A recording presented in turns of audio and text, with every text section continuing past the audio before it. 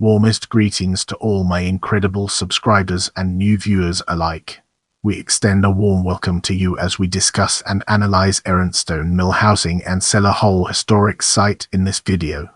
In the early beginnings of America's Industrial Revolution, a mill village and housing developed at Ironstone, significant to the textile industry of Uxbridge, Massachusetts. A National Historic Site marks the Ironstone mill and cellar hole, one of several examples of mill worker housing and a mill village in the Upper Blackstone Valley.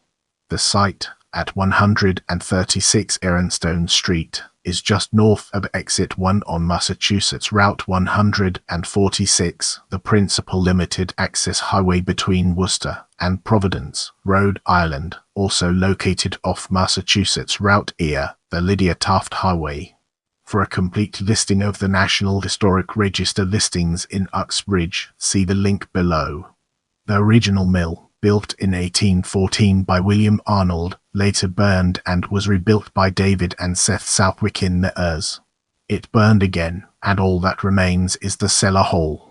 Historic photos remain and are published in a book, Uxbridge, Images of America, by May Edwards Rona, published in 2000, by Arcadia, Tempus Publishing Inc. The mill is a forerunner of America's Industrial Revolution, which began here in the Blackstone Valley in 1793 with Samuel Slater and his mill at Pawtucket, Rhode Island. Pawtucket is about to the SE of Ironstone. Slatersville, Rhode Island, the next community south of Ironstone, was established by Samuel Slater and his brother John Slater, industrialist, in 1806, and became the template for mill villages throughout the Blackstone Valley, later known as the Rhode Island system. Let's now shift our focus to photos and explore the ways in which it shapes our perspective. Ironstone, Ironstone, a mill village from 1814. Mill worker housing. Ironstone Oak Mill worker housing. Ironstone Cotton Manufacturing Company, built 1814. Philanor House. Ironstone Oak former one-room Ironstone School, now maintained by South Uxbridge Community Association. Friends Meeting House. Uxbridge Oak Friends Meeting House, 1770. Quaker Highway at Route 98. Phila B. Kelly Foster with signature B. Kelly Foster, a Friends Meeting House, led Susan B. Anthony to abolitionism. South Uxbridge Fire Station, Uxbridge, Ironstone South Uxbridge Station No. 3 of the Uxbridge Fire Department, located on Route 98, Massachusetts, Aldrich Street, south of Quaker City and at the Aldrich Village. Jacob Aldrich House, National Historic Site, Uxbridge. Jacob Aldrich House is a National Historic Register site which typifies early Quaker houses at Quaker City and South Uxbridge, located on Massachusetts Route 98, Aldrich Street. Fire Daniel Aldrich Cottage and Sawmill, Uxbridge. Daniel Aldrich Cottage and Sawmill, Aldrich Street, Route 98, South Uxbridge. File Uxbridge High, Uxbridge High School, Quaker Highway, Uxbridge, MA. Built 2012. It ready for an exciting exploration as we unravel the mysteries of Ironstone mill housing and history. The Ironstone mill housing at 135 Ironstone Street was built by the Ironstone Cotton Manufacturing Company, which produced cotton yarns.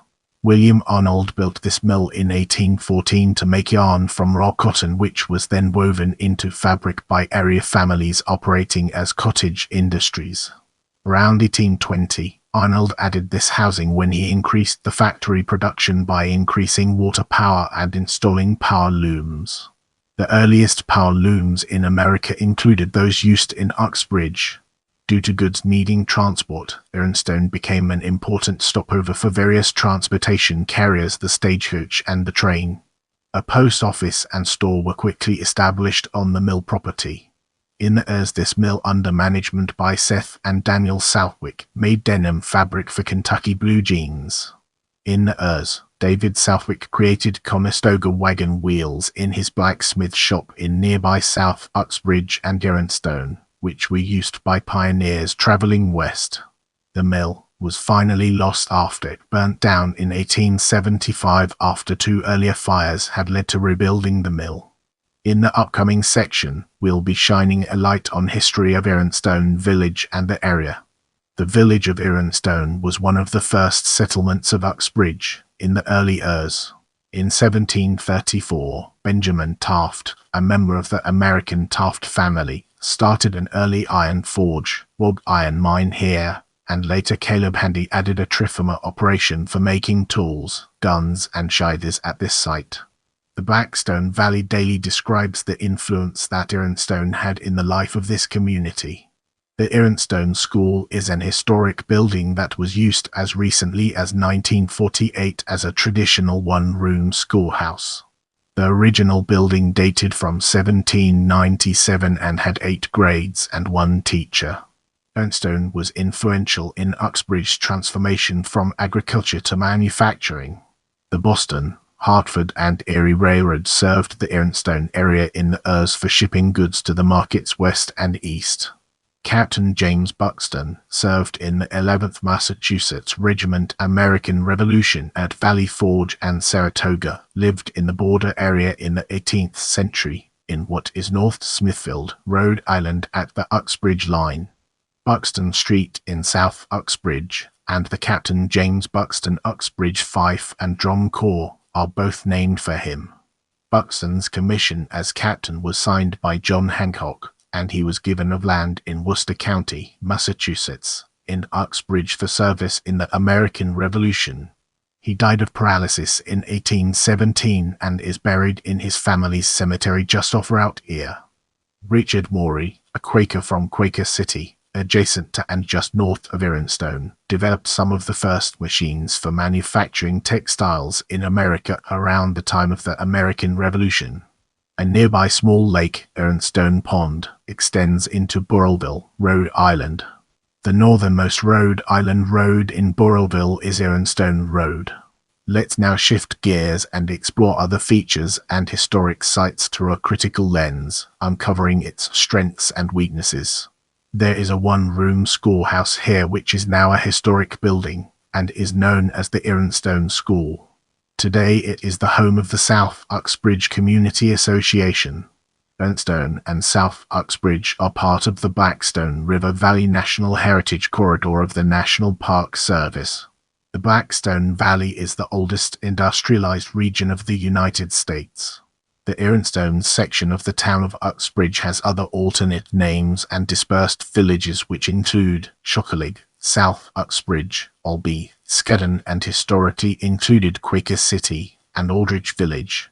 Aldrich Village was the original home base to the Aldrich family, the Aldrich family cemetery, and the origins of an American family dynasty that included Senator Nelson Aldrich of Rhode Island and his son-in-law, Vice President Nelson Aldrich Rockefeller. Nearby is a very historic Friends Meeting House, see also listed below. Abby Kelly Foster, a notable American abolitionist, belonged to Friends Meeting House. She and fellow local Quaker Effingham Capron, another national anti-slavery leader, worked with the Underground Railroad at Ironstone and in the Blackstone Valley and liberated many slaves.